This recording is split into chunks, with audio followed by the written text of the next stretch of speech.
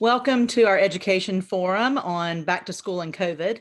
We are all seriously faced with issues with COVID in our schools as parents, as teachers, as citizens, and as healthcare professionals. So we are here today to have a conversation with some people who are navigating this like the rest of us, and hopefully to get some great advice and information about what we can do to increase the outcome for our kids in our schools with this COVID pandemic.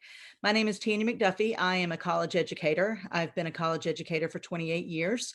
I have also taught at a high school for 3 years in the middle of that time, and I've spent a number of years teaching teachers. So I'm also, more importantly, here hoping for some advice from myself as a parent to a 12-year-old and a 16-year-old.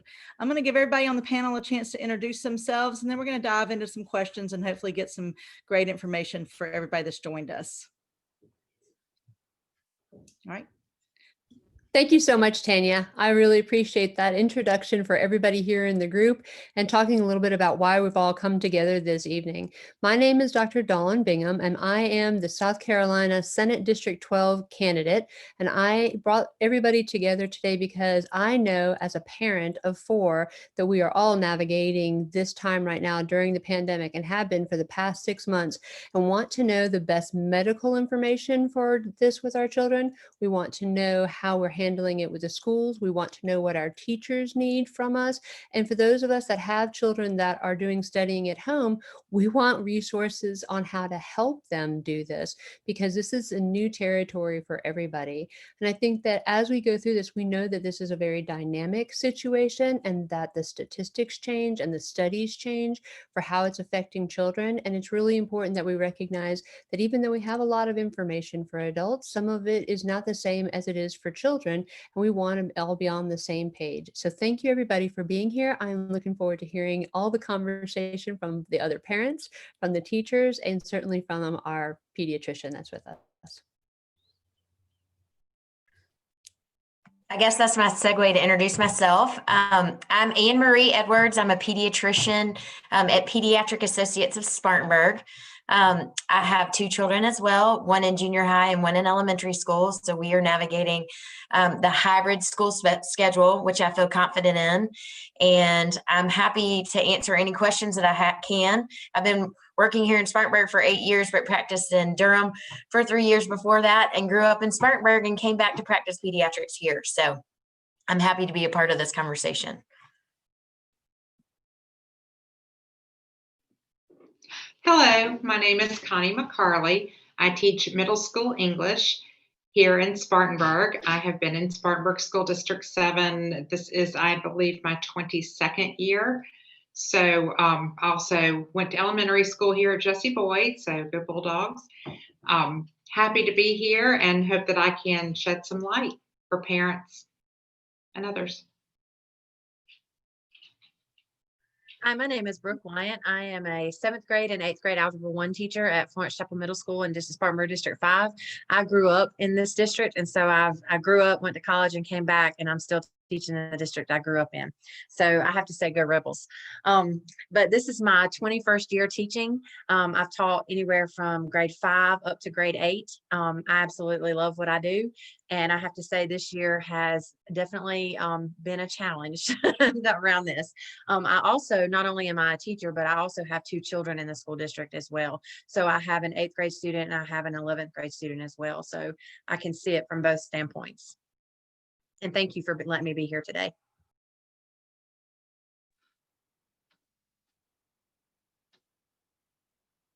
Hey, can y'all hear me? Yes. Hi, I'm Jessica Johnson. I also teach in District 5 with Brooke, and Brooke has actually taught both of my children. Hey, Brooke, wonderful teacher. This is my 17th year teaching, and I worked for 5 years in District 6, and the last, I guess, 12 years I've been with District 5. I actually live in District 5, and I have 2 children. I have a daughter who's a freshman and a son who's a senior. They're both at Burns. Great school, great community. I mean, I wouldn't want to work anywhere else. I mean, just honestly, it's a great district. But it's been a challenging year. I've been really pleased with a lot of the things my school district has done. I think they've tried to be very safe and everything, but I'm not going to get into all that right now. But I love teaching, and I think it's a great profession. And like I said, this is a great community. And I guess I'm here to do anything y'all need as far as support and share any ideas and answer questions and etc. It's good to meet everybody.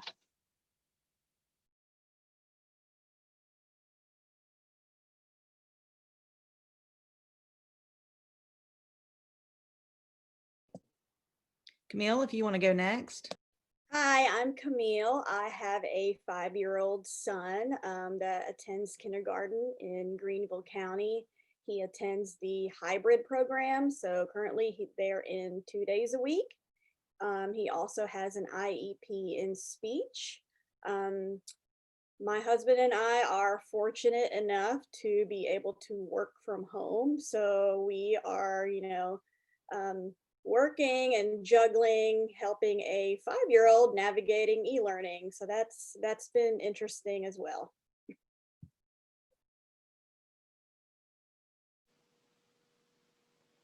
Great evening. My name's Anissa Milbourne. I am a parent in D5. Go Burns.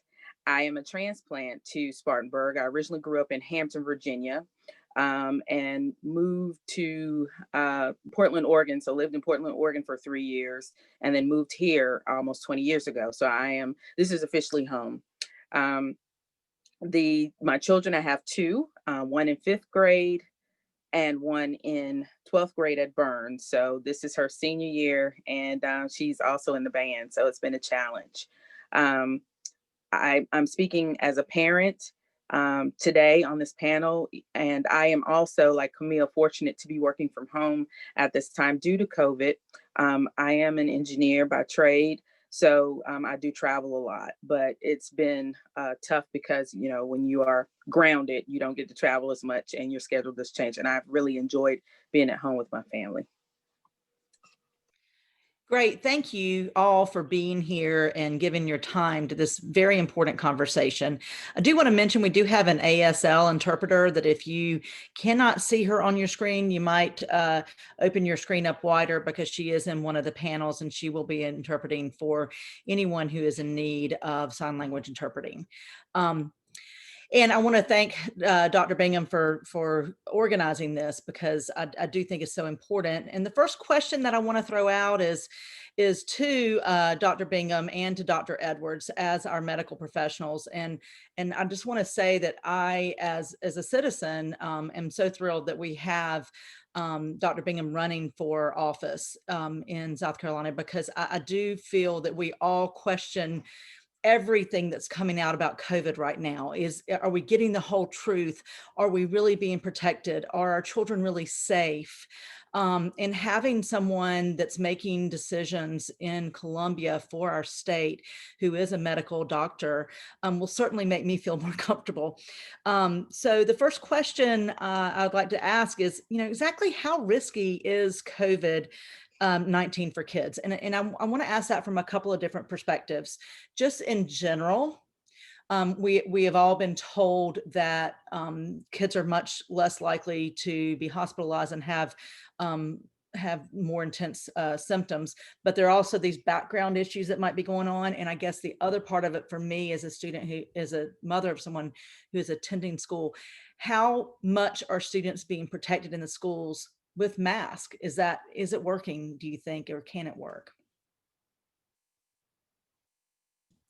Yeah, those are really good questions. And Tanya, thank you so much for that lovely introduction. I have gone into this campaign really because I really feel that we need to have somebody in Columbia that has a background in public health and sees these issues through a public health lens, and that can speak not only for the people of our district, but also with our colleagues in the Senate and in the House about these issues, so that there would be somebody with a public health background when these conversations come up about things like slashing funding for DHEC or anything along those lines, and advise the our colleagues that are in the legislature on the things that they could do to basically lessen the hardships and the suffering on the people of our state when it comes to public health issues. And I think that that's really important and has been a really strong force for me in doing this campaign. And I have found that people are very, very hungry to have somebody who will speak up for science and speak up for public health and speak up for families in a way that just isn't being done currently. But to get to your question, certainly as a mom of 4, I have felt the effects of people in my children's life getting COVID and have wondered how safe they were when other people in their lives were getting COVID, as far as like any friends or people at their schools. And it's been a concern for me because you can't be with your kids all the time in that regard. And my kids are older, so they're 15, 17, 19, and well, he's going to be 21 actually. So he's not a kid anymore. He's going to be 21 next week. But I still think of him as my kid, but they're all 4 in different schools and they all have 4 different, circumstances and communities that they're living in, and navigating each one of those and like how they're handling it and the best thing to do between that and their sports clubs and their different activities has been an ongoing conversation. And I think when you talk about littler children, smaller children, and Dr. Edwards can speak to this probably a little bit better, there's a general concern about those children and respiratory infections just in general, right? And that the question goes beyond how often do they get sick with this COVID virus? How sick do they get if they get it? And then how likely are they to be an asymptomatic person that would spread it to, say, a grandma or a nanny or something along those lines? And I think that those are the questions that everybody is really concerned about. And Anne Marie certainly deals with a lot of children all the time, each day. She can probably answer that for us a lot. Well, those are really valid questions. And speaking back to kids and COVID, they are at risk, just like all of us. I do think wearing a mask is super important, and social distancing does make a difference. I believe in both of those. I think it's smart and good practice to do this. And I think a lot of schools are trying at their best. Statistically, it's really been seen that kids 10 and younger, they really have handled the virus very well and don't spread it quite as much as kids who are older than 10. And really, I think that falls into the category of those high school students, college students who are out and socializing in a more free form than our elementary students are, and some of our middle school students. Probably, fortunately, as parents, we do have a little more handle on who they're around and what they're exposed to, just because we have a little more control in their lives. There is a study that's come out from JAMA, which is a really good medical journal, that shows that COVID in kids and flu in kids is very similar. The interesting thing is diarrhea and vomiting seem to be more prevalent in COVID than it is in the normal influenza A or B. And that statistically, the number of kids that are hospitalized or have secondary problems from flu versus COVID is about the same. So the truth is, a good way to look at COVID, I think, in children is to see it as you visualize the flu. Unfortunately, the flu only is contagious within the first 1 to 5 days, versus COVID, you could become symptomatic in the 2 to 14 day, which makes it very different, and why we have to quarantine so much for the 14-day time. The asymptomatic carrier is a really hard question. I'm not going to pretend that I have the best answer for that, because, there probably are kids out there that may have COVID that are asymptomatic. Hopefully, if they're following social distancing and wearing a mask and they're not coughing and hacking all over the place, they're not going to be one who spreads it as much as someone who's symptomatic, is the way I like to think of it. So the good news, I think, in all this is that kids handle this pretty well. And I see every day kids come into my office and ask for hand sanitizer and ask me if they can take off their mask, and are very aware and learning these new social norms that are kind of coming into play. And I think it's really important and good. And I think in the long haul, I hope it will play to our advantage. But The other sad thing is there's plenty of other respiratory illnesses that look like COVID that we're going to see every day. And deciphering those is very difficult. And I think it's really hard for the school system. And it's been a struggle in my own office, knowing who can go back, who can't go back. And really for me and my partners, we've decided the only way to know that is to test people. So we are testing people. I mean, that's the only way to know. And that's the only way I can tell you, you do or you don't have COVID, because the symptoms, the number of symptoms is so vast and the severity of symptoms is so vast in children that it's almost impossible to, I mean, it's impossible to know without testing. So I think testing is super important in kids and for the school system, so we can know who can go back to school safely and protect the rest of the community. Great. Thank you very much for that. That's very informative. And as a parent, I'm always asking questions. My son today, I asked him, I said, I need you to be honest with me. Is everybody wearing their mask? He's like, yeah, Mom, they are. So we're all worried about that as parents. I was going to say, just on piggybacking on Dr. Edwards' comments, that I have found that our kids will follow our example. And so when we normalize this period of time for them that we all know as adults is going to eventually pass, it will change and things will happen this gets better. But for them, this is their experience because they don't have other life experiences really to extrapolate from a whole lot the way we do, but they will follow our lead. And so when we normalize things like, you wear a mask when you do X, Y, or Z, you social distance, you go with, if you're going to do something, it's going to be outdoors with only a small group of people, hand sanitizers everywhere. That's what we do. Kids acclimate to that because they just like they've acclimated to the other things that we've taught them. And so I think that that's really a good point when you're talking about smaller children. I'll tell you, it gets a little bit harder with teens and college age students. They don't acclimate quite that same way. Well, just a side note, what I find fascinating is that, I've seen these infants that are born in this time who have never seen me without a mask. And I can get these 4 and 6 month olds to smile behind my mask because they are starting to read other parts of my face. And so I do think kids are so resilient. And I think that is the key part of all of this. They're resilient in health, they're resilient in their mental capacity, they're resilient and able to kind of move with the times much better than we are in so many ways. So I agree with Dawn about the just being a good example. Absolutely. The next, I want to move a little bit into the classroom aspect. And so this question is really going to go out to the parents and the teachers. And since so many of us are playing multiple roles, want to know what challenges the kids right now are having in navigating the hybrid school plan. I know in my own household, I am at the college teaching and my 12-year-old is at home by himself. And on the days he has to go in to the live feed class, I'm getting these messages on my phone that say your child is not in class. And I'm going, no. So I'm sending him messages going, why aren't you in class? And so for a 12-year-old to have to set up a schedule. And so that's one of the things that we're facing. But I'm just curious what the teachers and parents are seeing in terms of challenges for the students as they navigate this new way of learning. One of the things, if you don't mind, I'm going to speak because I'm going to have to leave for my son.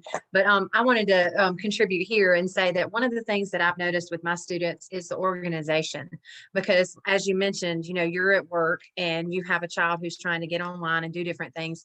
They're trying to navigate, okay, I've got all this stuff that's due at home, like on the hybrid schedule that we're on. All this is due when I have to do all this when I'm at home. I have to do all this when I'm at school. Okay, I worked on this yesterday at home, so this has to go to school with me today. This is due. I have to turn this in at this time. And I think, to me, from what I've seen from my students, is the organization has been the biggest difficulty for them. But holding them accountable and not in a unforgiving way. Okay, so don't take it like I'm just saying you have to turn this in. If you don't turn in, it's a 0. It's not like that. But holding them accountable and saying, okay, these are our expectations. And I know at our school, we are really big on sending home weekly schedules. So the students have an A day schedule and a B day schedule. So they know on Sunday night, every single thing that they're going to have to do each day of the week. So that helps them line out their week and say, okay, well, today this is due and that's due.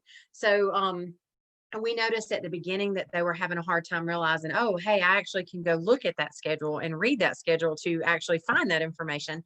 That took us more than you would like to think, longer than you would like to think.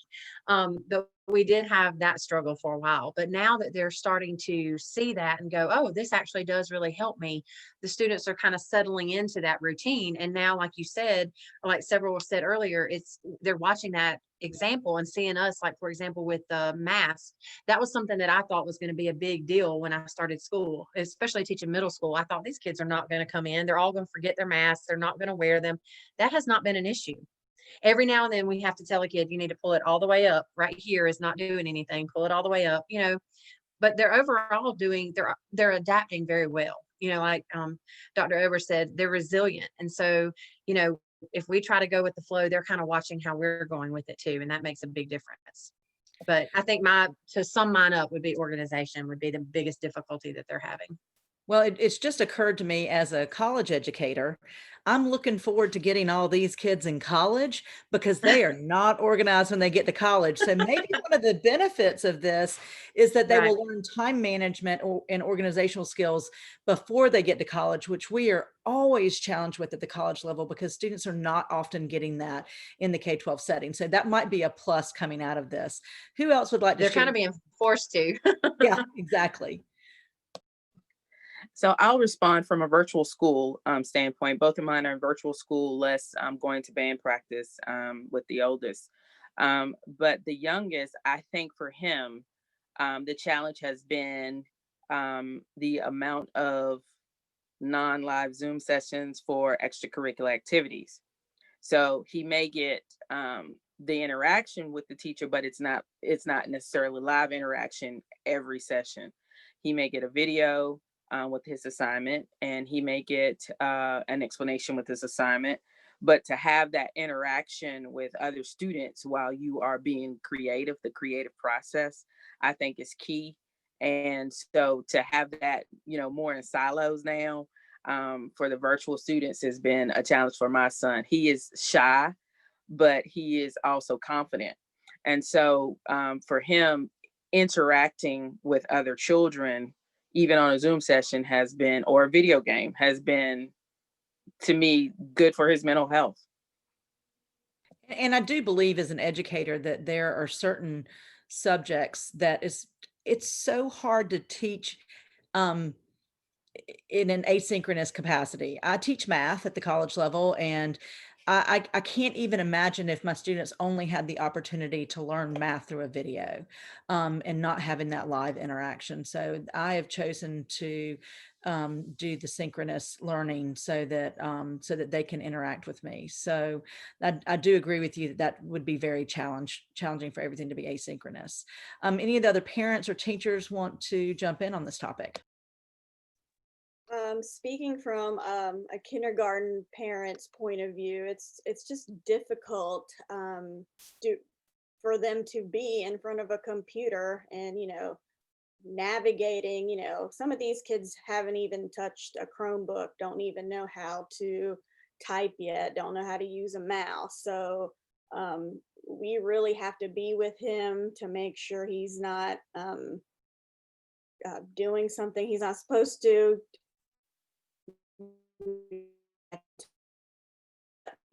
Button to X out. And also, I said in my introduction, my son has an IEP in speech. So even though we go 2 days a week, which is wonderful, and during those 2 days, he does get, one-on-one time with his speech therapist. He really needs to be around other peers his age, who we all know kindergartners are meant to be in the classroom. It's just difficult to do virtual or e-learning. My son's class has a mandatory Google Meet check-in with his class at luckily it's during my lunchtime. So it's just, we have to be present for that also as parents. They cannot be independent at this age yet, like the older elementary school kids, the middle school kids, or the high schoolers. We have to be with him every, single time he's on the computer or doing schoolwork. And you mentioned extracurricular activities.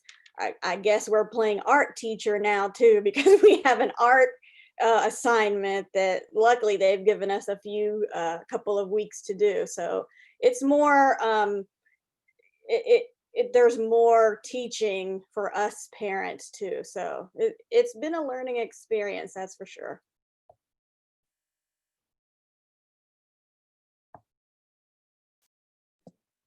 Connie, did you want to add anything? I was just going to say that structure is so important, and I cannot imagine how you're managing the work and the work life from home and the teaching and the guidance. My sister is in Virginia where they are all virtual, so she is a nurse, but she is teaching kindergarten and fourth grade.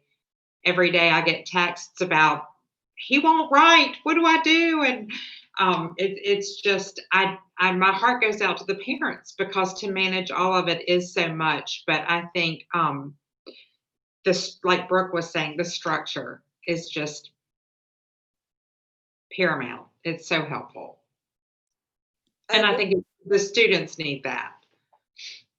I do want to add that my husband is also doing everything 50-50 with me. So we're able to, just switch off and help when we're not busy. We also have a great support system. We're so lucky to have our parents nearby.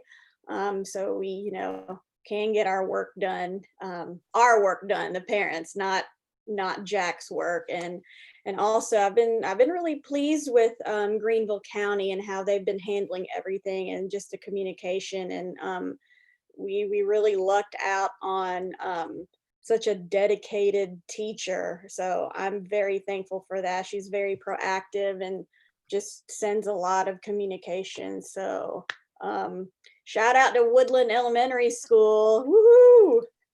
I had a follow-up question with what you were just saying. Just how has it affected your work over the past 6 months as a woman and dealing with having children, either as a teacher and going back to school if you have children still at the home, or when you're with your own work? I know that with my work, I do so much in the clinic and at the hospital that it has affected my work in the sense of being very, very, very cautious when I come home, or actually when I leave the hospital and then when I come home, to try and limit any kind of infection, and then being super careful while I'm there to make sure you're wearing the PPE and make sure that you are limiting contact with COVID patients and making sure that you have, you're very efficient while you're in the room with them.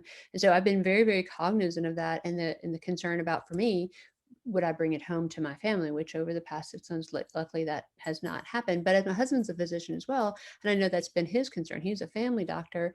And so I know that's been a big concern for him. So that's kind of how it has affected us, because our kids are a little bit older. And so we don't worry as much about that and the structure, but there's been a component to that too, because at some point in time this spring, all 6 of us were on some computer somewhere in the house, and there's only so much bandwidth. So having to sort of monitor, like navigate that, and make sure that everybody can do what they need to do. And it has like the setup, that like literally the electronic setup that they need, that's working for them. I think that's probably really challenging for people too. That was my question. It's just, how has it affected your own work? As a follow-up. I will go for that question. Being an engineer, it's hard to unplug sometimes.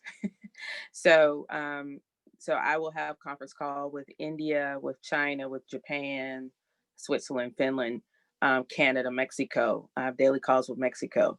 So what I have been able to do is leverage that time that my son is in class and my daughter's in class in separate parts of the house, to take those meetings, to make sure that I'm knocking out every task. I have a lot of to-do checklists to make sure that I get done every night. And then my husband is a big help. He works a different shift.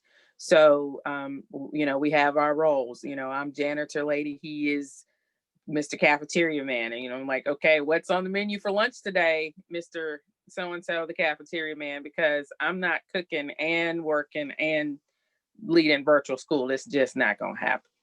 So there are roles that it's a labor of love. There are roles that you have to step up and take, no matter COVID or not, as a parent, to make sure that your children are getting what they need from the day to day, and even so, the more now that we are in this pandemic. But it is a challenge. It is taxing, and you have to figure out ways to release, to go for a walk, ride a bike, read a book, take step away from what in the middle of what you're doing sometimes, and take a break, even if it's just 5 minutes. So yeah, absolutely, absolutely. And it looks like it looks like somebody had also wanted to comment. Is that right? Yes, I was hoping that Jessica might pop in and actually say what she sent. She said that one of her challenges has been getting her kids to and from some of their activities after school, that she's fortunate that her son can now drive, but as a teacher, the structure has been tough. Cleaning after each class and only having 5 minutes between classes can be challenging. If class leaves late or a class arrives early, have to give them a second to wait while I wipe down the desk and use the Lysol. But she's making it work, so that's good. And I know that is tough because the teachers are definitely taking on a responsibility beyond the teaching. They're providing some safety for the students as well by cleaning. I mean, who ever thought that cleaning the classroom between every class was going to be part of a K-12 teacher's job description? I do the same thing at the college, and I try to wipe down between classes. So I'm faced with that as well.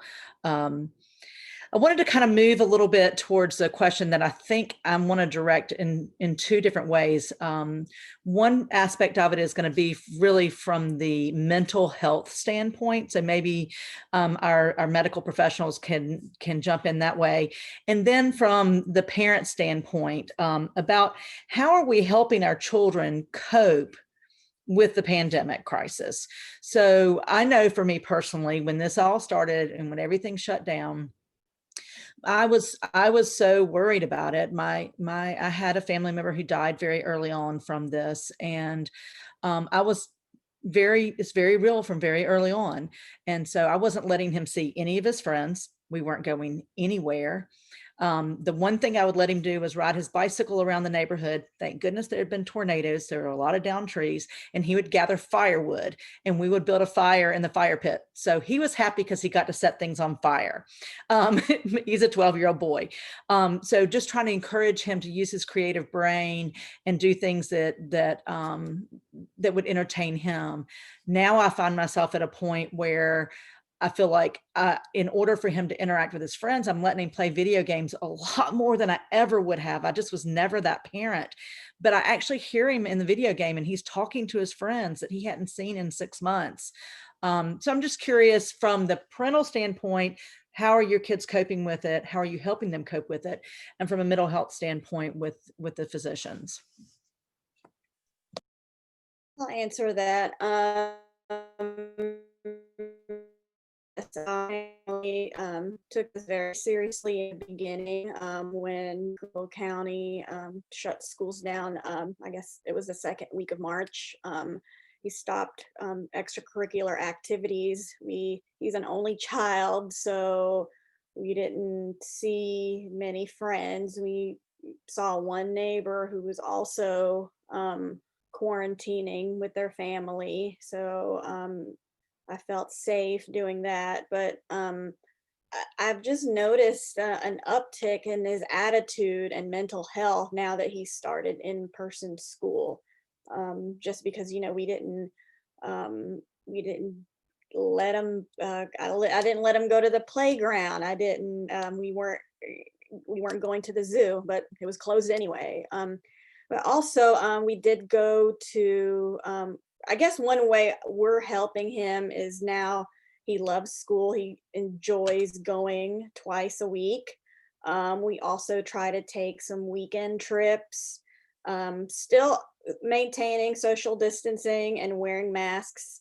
And Jack knows to wear a mask, and he doesn't seem to be showing any anxiety that I can tell from coronavirus. But I have noticed, just and I don't know if this is a normal 5-year-old thing, because he's my only child, but just the outbursts, throughout the pandemic have increased.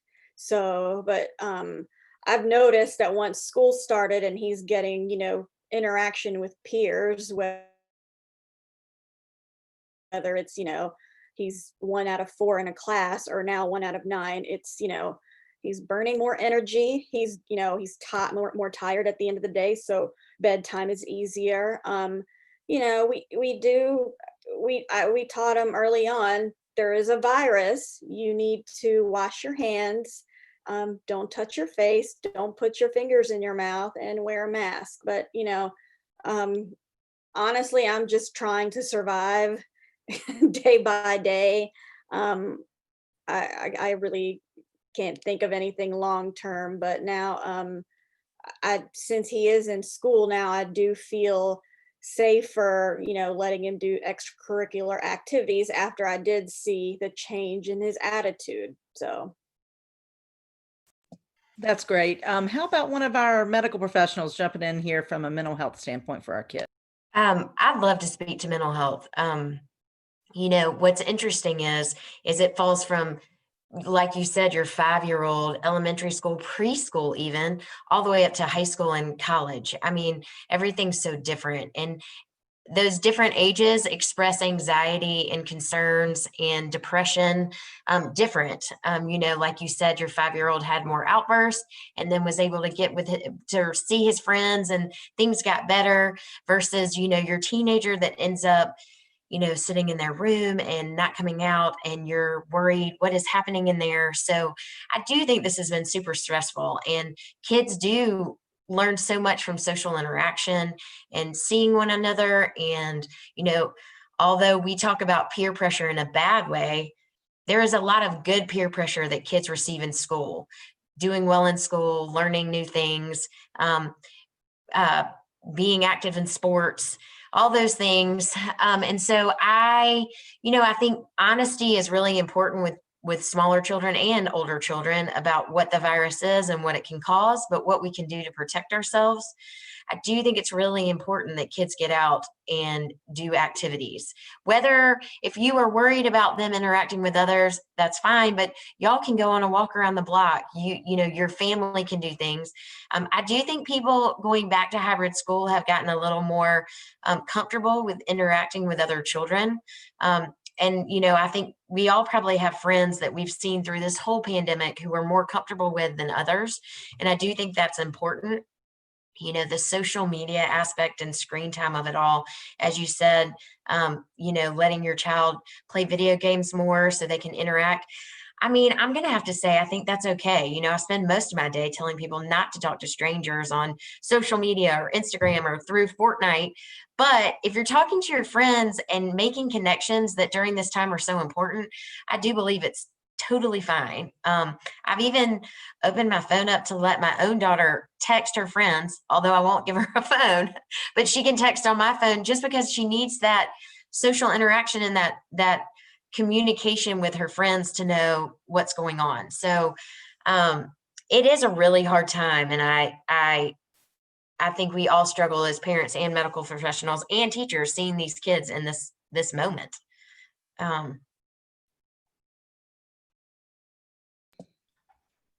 That was very apropos, as one of my teenagers came in just now to ask me a question about something about our food order for tonight and who was going to make that happen, if that was going to happen at all. And so, yeah, right on cue. So, we have a lot of activity in our house. And I think that when we first were going through the pandemic, the first, month, like in March and so forth, and everybody came back home. Could somebody please get the dog? when everybody came back home, there was a novelty to that, right? It was almost like, a big sort of family experiment, because the boys had to come home, they came home for spring break and then never left to go on spring break. They just stayed at home for a while. And then that sort of got very wearing on the kids, because at that point in time, we were really very, very, very cautious, because nobody knew just what to expect. And we just didn't have quite the handle on it that we know right now. We didn't have a mask mandate here, and other places did. We were hearing reports as medical professionals about how serious this was, and how our colleagues in other states were experiencing this, just waiting for that to kind of start happening to us. And so there was a real lockdown in our house on people and doing things. And that just was very challenging for a 15-year-old and 17-year-old and 19-year-old and a 20-year-old. It was really taxing on them, because they wanted to know, really, why aren't the grownups fixing this? Like, that's kind of what they said to me. Like, why aren't the grownups fixing this? Because in their world, that's kind of what they're used to when something bad starts to happen. Like, what who is dealing with this, like, on this, in our city, in our state, in our country, like, why is this persisting? And so that was, there was the day-to-day sort of difficulty with just what, I want to do my thing and see my friends, that we had to sort of talk through a number of times. But then there was this all overarching, like, wait, this is a bigger problem than even the grownups are fixing, like to fix it. And that was kind of a big, like, reality check for them, because they're kind of on that precipice of thinking like that.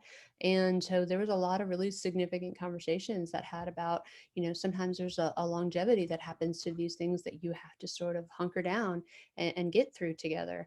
And so I think that was challenging for their mental health. I think that going back to school, when it came back, my girls are both in different schools, but in similar hybrid programs. And the precautions that their school has taken, go Dorman, go Oak Brook, they have done amazing. They're very sincere about making sure the kids are wearing masks, about social distancing in the classrooms, and make sure there's intense cleaning going on. And I really appreciate all those efforts that are going on right now to make sure that the kids are staying safe. I think that my son's going back to college, each of their schools have done something unique in what they're doing and waiting to bring back people into the classroom. So they started their classrooms all virtually and sort of waited to bring the freshmen back to campus. And then they brought the freshmen back to campus kind of once everybody else was settled out, which I thought was kind of a brilliant way to do it, to not introduce these kids, to college the first off until they had kind of sort of figured out what their own college campuses were doing. And that seemed to have been a successful strategy. USC has had some issues and some problems, but my son is managing kind of living off campus, and that's going really well for him. And College of Charleston is actually doing really fantastic with their program at the moment. And so I think that they are happier being back in some version of schooling for their mental health, because there's some aspect of that being normal and the socialization that they need. And I think that has been helpful to me, because I think knowing that their schools are taking really the precautions that they're doing has been very helpful to me, and feeling comfortable with them going back to school is what I mean to say. One of the things that I have said over and over again, not only to my son, but to my students at the college, to the administrators at my son's school, to the teachers, is we are all experiencing a pandemic for the first time. None of us have been through this before. And that I try to take the attitude as an educator with my students that I am going to try as the best I can to have grace, empathy, and compassion. And I tell my son that, I tell the students that if they start talking about, another professor doing something, or if my son says, but my teacher's doing this, and I just look, if your teacher is struggling right now, you must have grace, empathy, and compassion. No one has ever dealt with this before. And I think that's the message that I would want to send to everybody at this point, because I think that's the big struggle. So let's move on to really want to kind of ask the teachers, and if any of the parents have some suggestions, but particularly the teachers, how can we help you help our students virtually, or how can we help our students directly? I think, once again, this is new to us as parents, as it's new to you as teachers.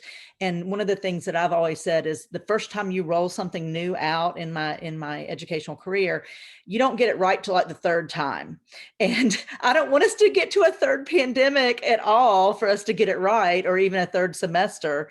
So a lot of times it might come down to figuring out where the challenges are, and then getting the right questions and suggestions in front of the right people. So teachers, parents, any thoughts on that?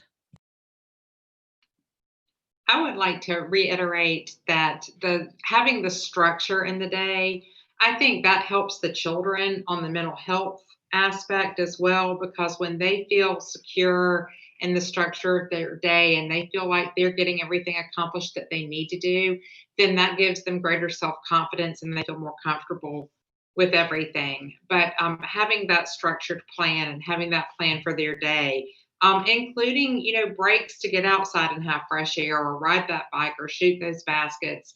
I think that's as important as the academics when they're home and they're cooped up and it's scary. And I also would like to applaud them for the way that they are wearing the masks and keeping themselves distanced, and coming to class and sticking their hands out for a squirt of hand sanitizer, or not being shy to ask if they'd like an extra wipe for their desks. They're doing a great job.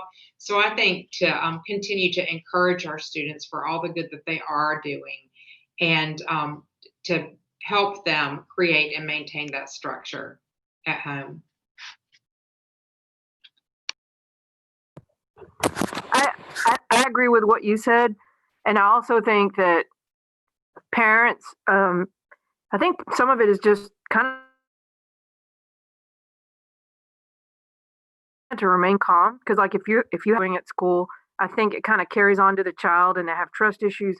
So I feel like if parents are supportive and try to work with the teachers as we try to, and we should do the same, we should be positive and try to work with parents as well, because they are juggling a lot. A lot of them have had to change their work schedule, or they've, had trouble with the technology at home with the work. I think if we work together, I think we could have a better outcome for the kids and just put the kids first always. So I think that kind of can go on both sides. But I think the biggest thing is just to be patient with each other. And I think the kids, I can honestly say, of all the years I've taught, the kids have never been more excited to be at school like they were this year. I mean, they've just been excited and they've been talking and just glad to be there, glad to be around other people, glad to be in a structured environment, for the couple days a week that they have it, which this week will be 3 days at my district. So that's pretty much what I wanted to share about that. I have also noticed that the children are so happy to be back and to have that interaction with one another that no one fusses. Everybody is friendly. Everybody's best friend. And that, if there's a silver lining or a blessing in all of this, that's been wonderful to see. So they are extending that grace that we hope that we're having with one another and with our families and with our students to one another. And that's been nice. My son, the first day I picked him up from school, he got in the car and he said, "Mom, thank you for letting me go to school." And I don't know that he's ever said that to me before. So that was nice. I would like to get in one last question, and this is really a chance for the teachers and the parents to talk to our leadership, and hopefully our future leadership with Dr. Bingham's campaign for the South Carolina Senate. What do y'all need? What do you as teachers need? What do you as parents need? What do your students need from our leadership for this to be a successful school year? We're all still trying to figure out exactly what it's going to look like and what we might need. But surely in the 5 or so weeks that we've been in school, you've realized, wow, it would be nice if we had this. So I'm going to throw that out to whoever wants to interject on that one. Hi, this is Anessa. I'll go first. I asked that question in an informal poll to some of my friends who are teachers. And one of the things that that the theme kept coming back was proper PPE. So, and leveling the playing field between districts who have it and who don't have it. I have a comment here that says, what D5 provides, for cleanliness has to sit for 10 minutes to be effective. And sometimes the teachers don't have 10 minutes in between the groups in order to address that cleanliness. So they're running a little bit behind. And then that teachers don't necessarily receive masks in D5. They have to provide their own. So, maybe they've been asking or requesting for a while and haven't received that face mask, maybe even face shields. So at the end of the day, I think for the theme that I kept hearing was the proper PPE and the proper time to make sure that the classes are clean in between sessions. That theme kept reoccurring, and not having the teachers have to supply that. Why are our D5 teachers having to spend their own funds for Clorox wipes, Lysol wipes, even if you can find them in the store right now, even a bottle of Lysol, if you can find that in the store right now. So I think some, like versus maybe D6 may have all of those things. So to me, it's not a level playing field for those teachers in different districts. And I think we need their support there.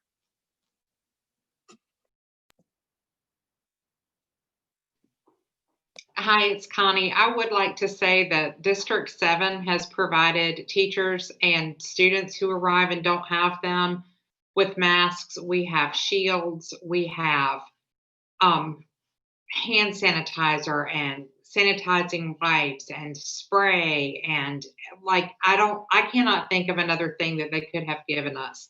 And all we have to do is make a request, and if we need something replaced, it arrives before I can turn around. So District 7 has done a phenomenal job, and I am so sorry that every teacher does not have what we have enjoyed as far as having that PPE come in, because I actually have more than I need right now, which is a blessing.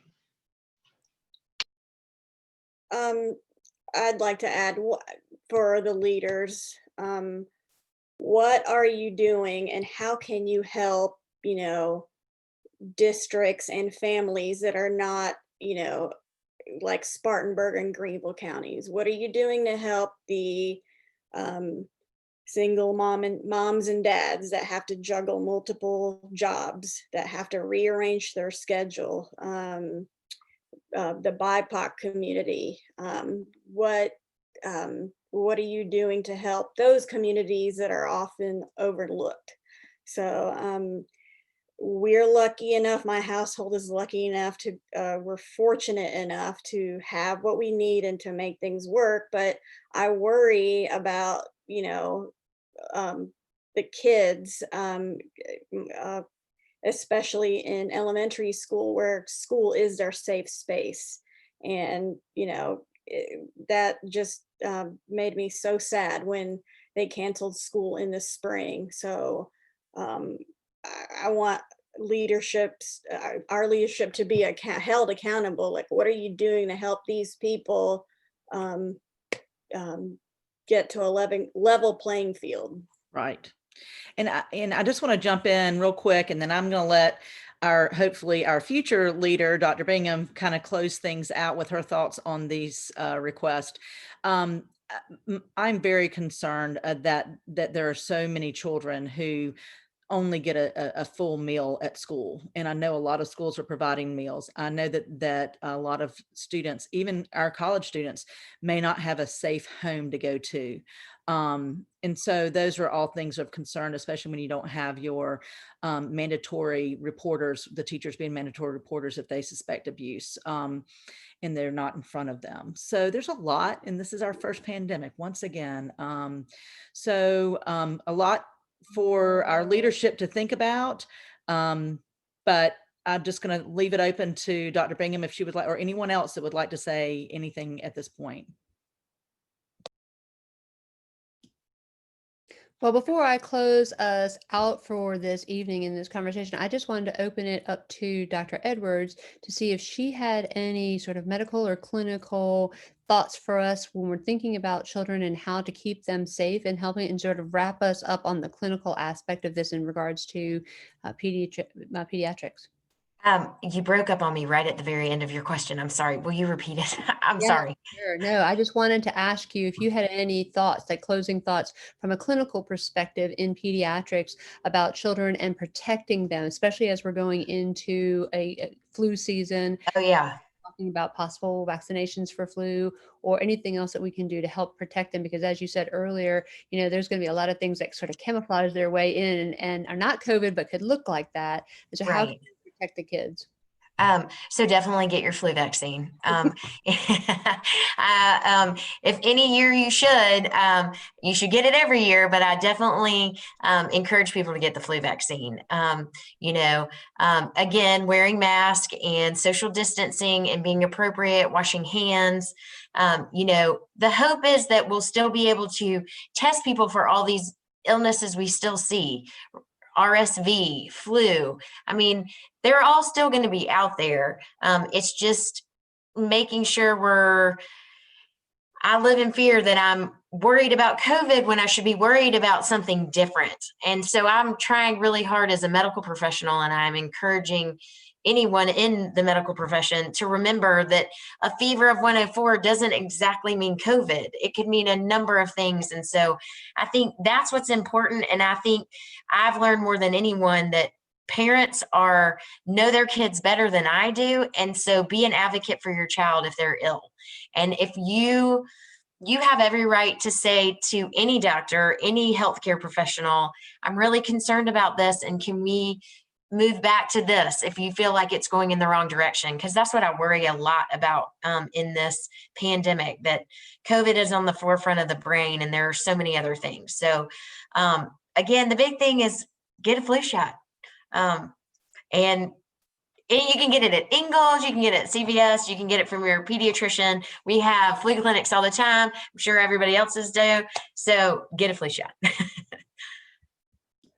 I don't think that a pediatrician could have said that any better. That was fantastic. That's exactly right. And I do want to thank everybody for being on this panel this evening. It's been very instructional, and it's been very good to listen to other people and how they're handling this and navigating it, not just for everybody on this panel, but for everybody who's going to be watching this either live or later in recorded session, that they know that other people are going through these things just like they are. And that's really important. And I think one of the points that was made is that it's really important that even if one district has something, that it makes it difficult when another district does not, to keep everybody well, and that needs to be taken care of further upstream, so one district is not having all the protection and the other district is not, because the virus doesn't know those barriers, right? It doesn't know school district barriers. It doesn't know Senate district barriers. This is really up to state leadership to do this much further upstream to make sure that the state is protected, just like we would want to do for any other state level problem. Right.